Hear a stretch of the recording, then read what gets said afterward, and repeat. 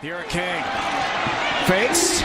They'll try to run for it, looking for that pylon. He has set the new FBS record. King is going to go in for the touchdown. Pierre King is so electrifying. I guess that's why you don't panic when you got number 4. Wow, what a run. The region, when it's 40 other guys, you kind of get this interaction. So y'all are lucky enough to do this, so take advantage of it. I'm telling you, if I had this opportunity when I was y'all age, I would have took advantage of it. So take advantage. Any questions you have, ask him. I'm pretty sure he's open and honest enough to answer those questions. So any questions y'all have, go ahead and answer. Appreciate it. Yeah. So, what up, y'all? I'm here from Houston. Been born and raised here. Played at Melville High School. His dad was one of my coaches. Went to Westbury Christian my freshman year.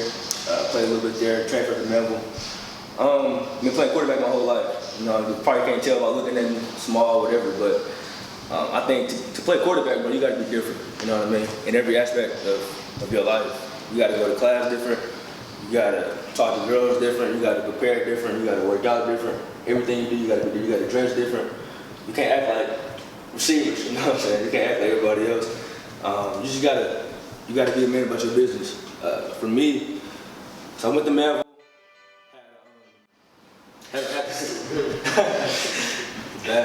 Bad. No, I went to Melville. Had a bunch of offers coming out. Probably had 8 to 10 offers at DB, 8 to 10 offers at receiver, only like 5 to 6 offers at quarterback, right? So when I was coming out, I'm 5'9", 5'10", whatever how you want to call it, it don't even matter to me. But when I was coming out, I wanted to play quarterback. So how we did it was when I was at Melville, I told my coach, like, I mean, of course, any offer I'll take them. But after a while, I went down to the team to play quarterback, right? I knew I was quarterback. I've been playing my whole life. So I ended up going to the University of Houston.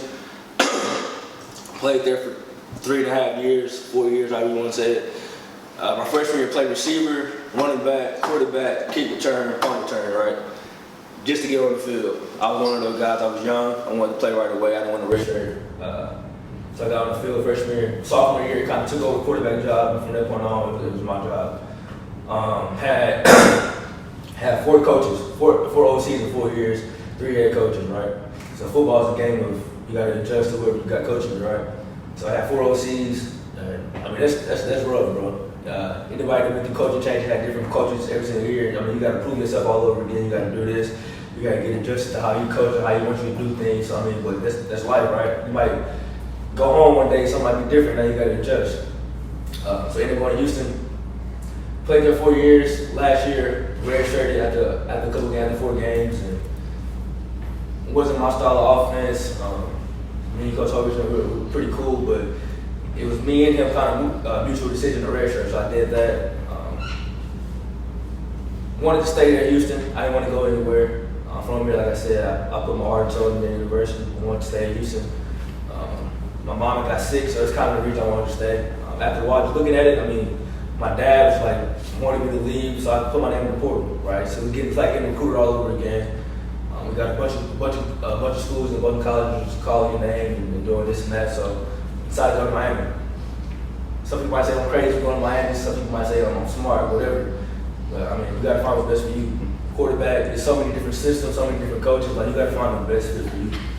And quarterback is a position. It's only one quarterback over 10. You can play receiver and DB and D line, O line. You might rotate in, but you're a quarterback. You gotta be the guy. You want to be the guy, right? And nobody want to be backup forever. You know what I mean? But they come with it. Like you might be a freshman, you might got a senior in front of you who's pretty good, so you gotta watch and learn.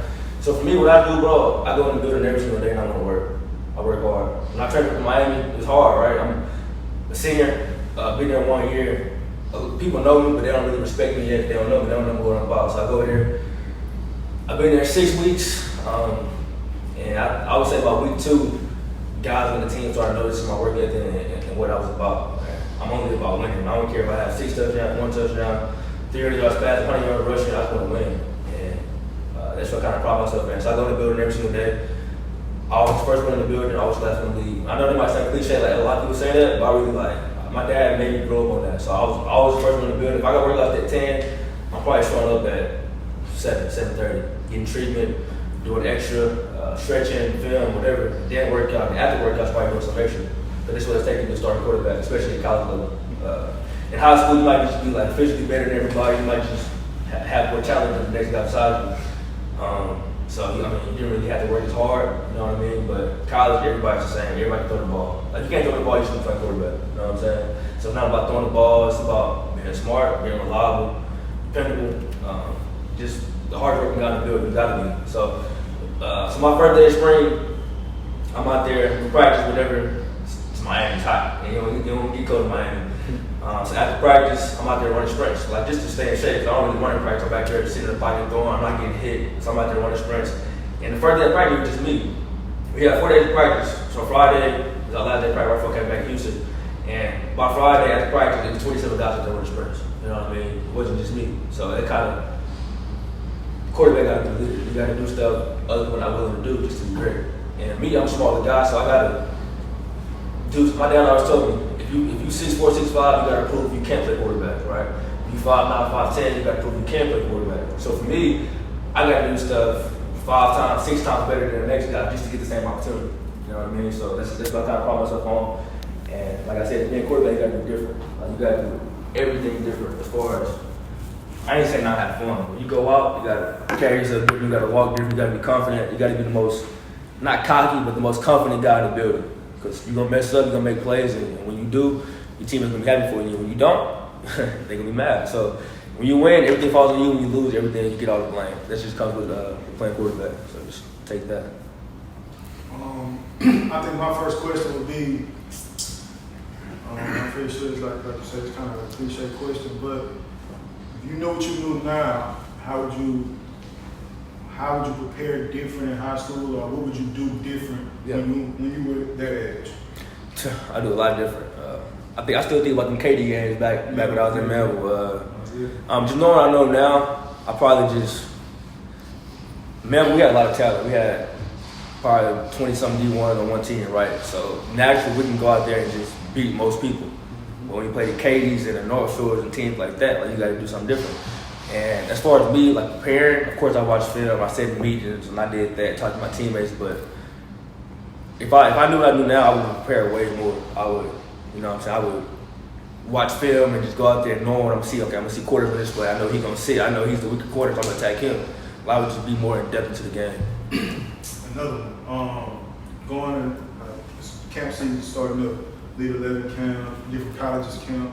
What advice or something that you feel like you could have did better when you were at camps, or something that you did that you might have feel like got some people to put eyes on you? What kind of advice did you get them going into these camps? Just be confident. Camps is kind of weird. When I was in high school, I didn't really like camps. When I was younger, my freshman sophomore year, I went to a few camps, and of course I went to the Lead 11 and all that. But camp ball is kind of different. I always say you got to be confident, because you can be throwing to a guy like you and a guy like you, like back to back. So you got to be consistent with what you do. A guy can run a 15-yard out route, it's supposed to be 10-yard out route. You know what I mean? So you got to be confident. You always got to control the narrative. You know what I mean? Like, when you out there and, like, say you get an interview, be confident in what you're doing. And like I said, playing quarterback, you got to be a little cocky, bro. You got to be a little bit like, I'm the guy. You know what I mean? So go out there confident and just work at it. You said interview, and that's something that somebody will come by and talk about tomorrow as well. But interview, being a quarterback, you always got the mic in your face, good or bad. What kind of advice did you give them when it's going good or when it's going bad? Something I pride myself on, like when I've been interviewed, because quarterbacks always want to get the interview. You win a big game, the first person you want to interview is the quarterback and the head coach. Nobody's interviewing O-line. Nobody's interviewing the people that do the dirty work. So for me, what I did was, if we had a good game and I had a couple touchdowns or whatever, this and that, I always put the glory to other people. You know what I mean? I always said O-line played great, or defense played great, or coach called great plays. Like, it's never about you. You're going to get all the glory anyways. You know what I mean? So it's never about you. You're going to be in the paper. They're going to write about you, and they're going to write your name with the paper, or he has 6 touchdowns, this and that, but it's not ever about you. And when it's going bad, just, like I said, playing quarterback come with it. Like, you got to, when it's going good, you get all the glory. When it's going bad, you get all the blame. You might have a game, you had 5, 6 touchdowns, and you lose. They interview like, what could you have done better? Like, what did you do on this play to make a mistake? Like, you got to take it. I mean, it come with it. I know me, I sleep well at night. I know I put the work in, and whether we lose, win or draw, whatever, I know I gave my all. I know I prepared well. So you got to just take it. Come with it. Let's see. How do you respond when you have a bad game? So say you go out and you just off, like you might throw 2-3 picks. Yeah. You can't, so I guess I'm asking one question but two ways. So I want to know how you respond going into the next week. So like I just played bad.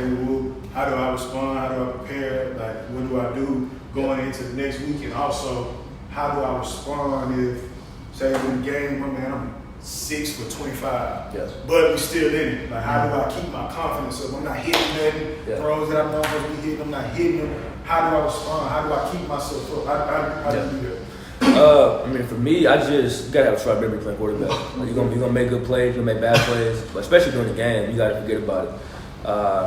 It's been a couple games I threw a couple picks in, 1 or 2 picks in, and it's just the confidence that I have within myself that I know I can do it. I just carry that along me on the field. So if I throw a couple plays, the teammates should be picking you up, and you just gotta go out there with confidence. You're gonna make the next throw, you're gonna make the next read, you're gonna make the next run. And then as far as like having a bad game and moving on to the next week.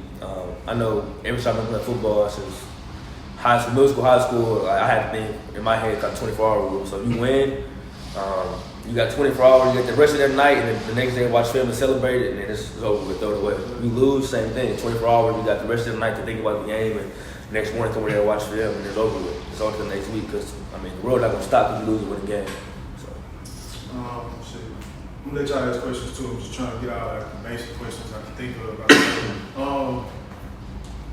Advantage or opportunity. Like when opportunity comes, like you said, you're a short quarterback. I understand how that goes, throughout the process and recruiting process. But when your opportunity comes, how big is it to always, I guess I could say, always be prepared? Because you never know when that opportunity comes. You never know what game somebody is watching that could possibly get you that offer, or that could possibly get this done for you. So just kind of talk to me about taking advantage of opportunities and always being prepared and different things like that. Preparation is like the biggest thing to the quarterback, right? So my sophomore year, I think like week 6, remember that game? Week 6, I'm playing receiver, and then we kind of first 3 drives we don't do too well. We kind of have a 3 and out, 3 and out, 3 and out.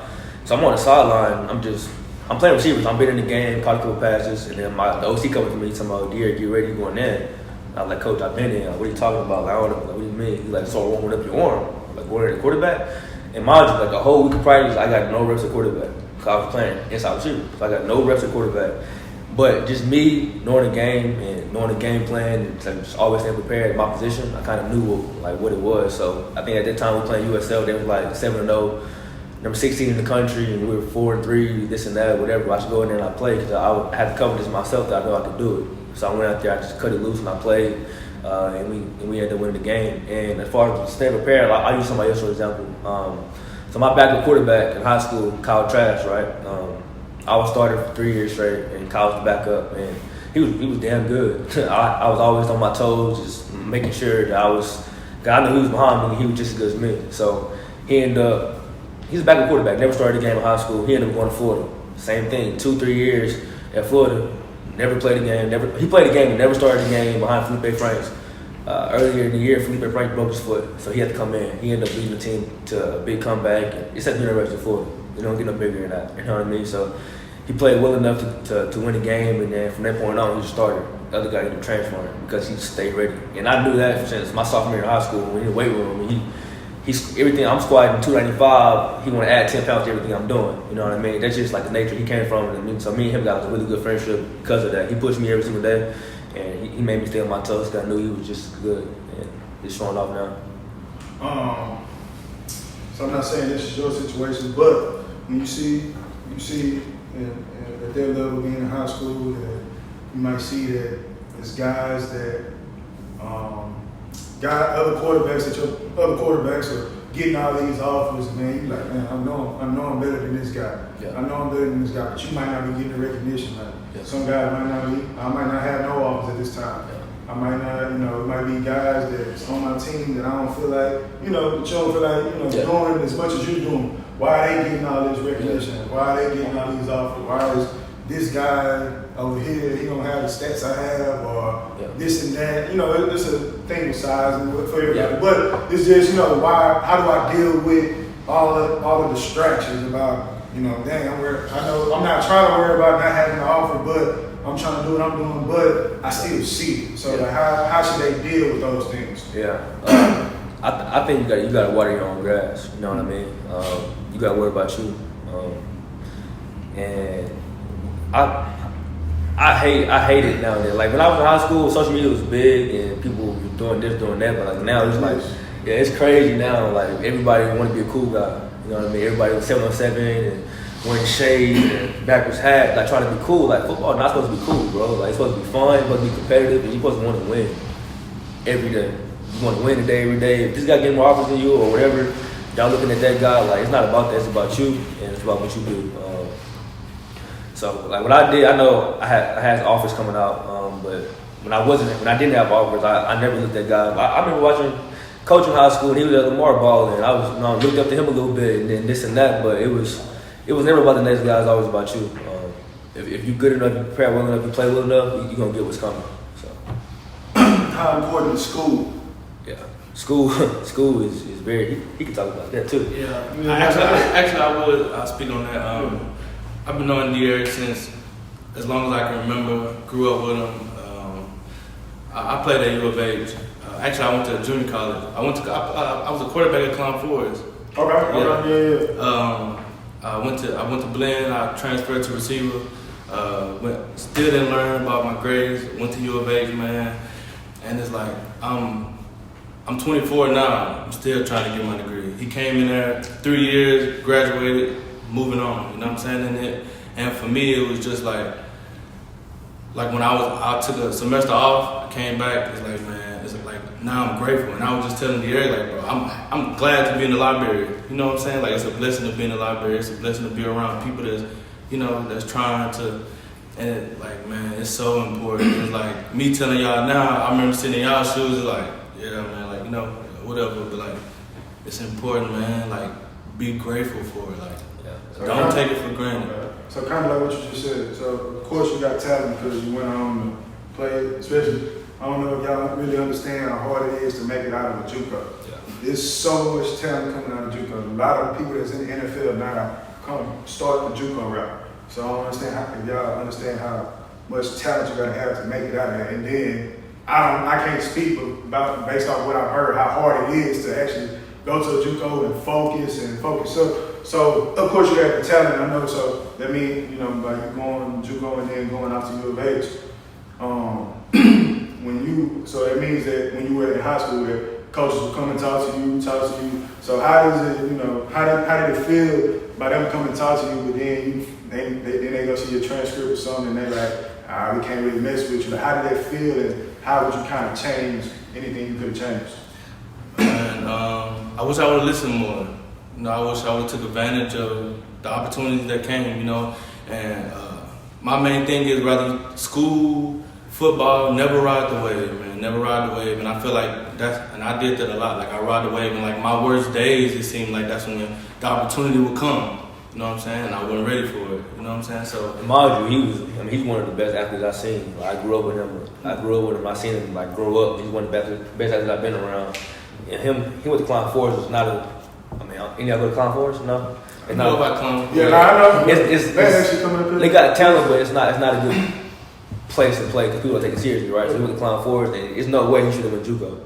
Like he should have every offer in the country, but he had to go JUCO because he didn't take it very serious. And it's that simple, man. Just grades. Yeah. Nothing else. Just grades. Like, and I went to JUCO, left JUCO.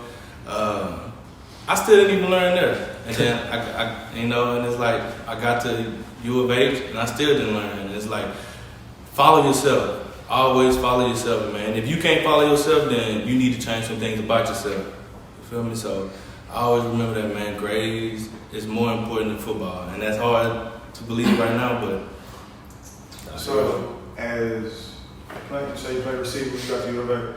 Playing receiver, how important was it for you to see how he worked and how he prepared and different things? How important was that for you?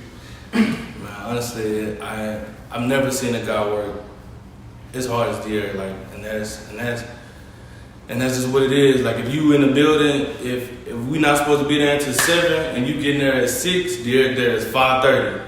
You know what I'm saying? Like, And that's the type of guy he is. Like if you be there at 6, he there at 5:30, he's the quarterback. And like he was speaking when he was at receiver, he was still the quarterback. You know what I'm saying? He know what the outside guy, he know what the tackle guy, he know what you ask him a question, he know what everybody's supposed to be doing. So even when he was playing receiver, he still was the quarterback. And that's his approach on life. Like he's the quarterback. Like, you know what I'm saying? If there's 4 people in the car, he thinking for everybody. You know what I'm saying? Like he's already ahead of the game, man. And that's just how he is. And like watching him, it made me like, and I'm older than he is. You know what I'm saying? But like when I first got to U of H, if you watch it, like you would seem like he's the oldest one in the group. And watching him work is just like, you know, you feel that. You know what I'm saying? So you automatically get on board because you know he got the right intentions. He know what he's doing. He know where he wants to go. You know what I'm saying? And everybody want to be a part of that. So I guess I can ask you the same thing from when you was playing receiver, seeing the quarterbacks that you played with. Like, what could you take? Like, you know, I know you take some good things from the things how they prepared, and for when your time came, and you took some bad things from that. So, what could you kind of tell them about that? When I got to U of H, Greg Ward was quarterback, so he was one of the best quarterbacks in college football at the time. So when I was playing receiver, he was kind of the same way I am. Like he worked extremely hard. He was a leader. When things were going good and bad, he came to do it every day to work. He didn't have an ego. Like a lot of quarterbacks nowadays got a big ego, right? Everybody 5-star. They expect to go college star, true freshman, do this, do that. They had the prettiest girl, but like, bro, all this stuff does not matter, right? As far as like me, I'm living in Miami. Miami is like, it's a fast city. Everybody want to put their hands on you, touch you, come here, come to this club, come there. Nah, I'm good. I got the rest of my life to do all that. You know what I mean? So that's how Greg was too. When I was in Houston, Greg, everybody wanted to be with Greg, and Greg do this, come out, do that. And he was the same way. He was just an humble guy, worked hard, quiet. He led by example.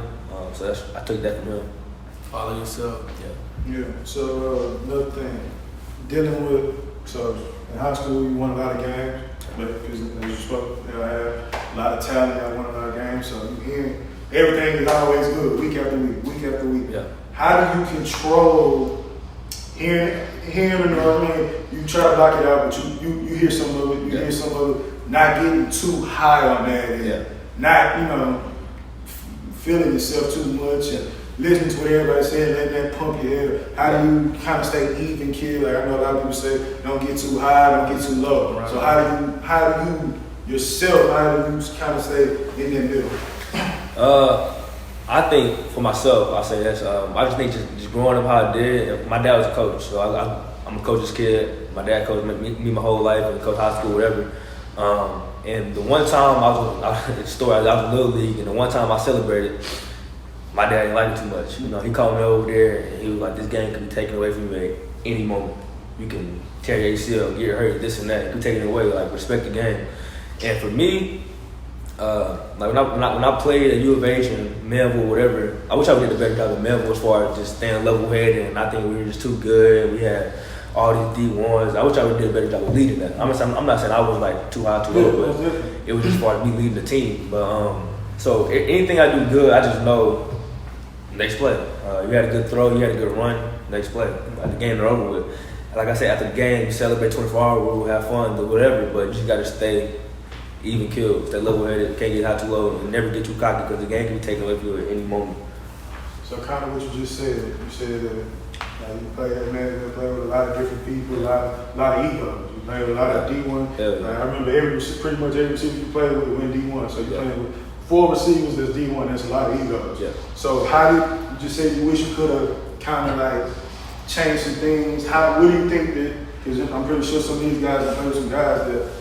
Going D1 is gonna have some egos. What could you do? What could you tell them to kind of like help them? Like, as a quarterback, you gotta be a leader. There might be some guys that's, he got these offers, he ain't trying to work. Yeah. You get everybody else out here, but he ain't trying to work. He causing problems, or he's not wanting to come out. Just think he's too good. How do you? What could you give them to kind of help them with that, or things like that? I would just say you got to constantly be in their ear. So you got to. I think if she was like the egos, right? If she was always the ego, I'm always open. I'm always this. You should do it right here. You got to nip it in the bud right away, right? So I had a couple guys on my team. I ain't saying their names, but it was.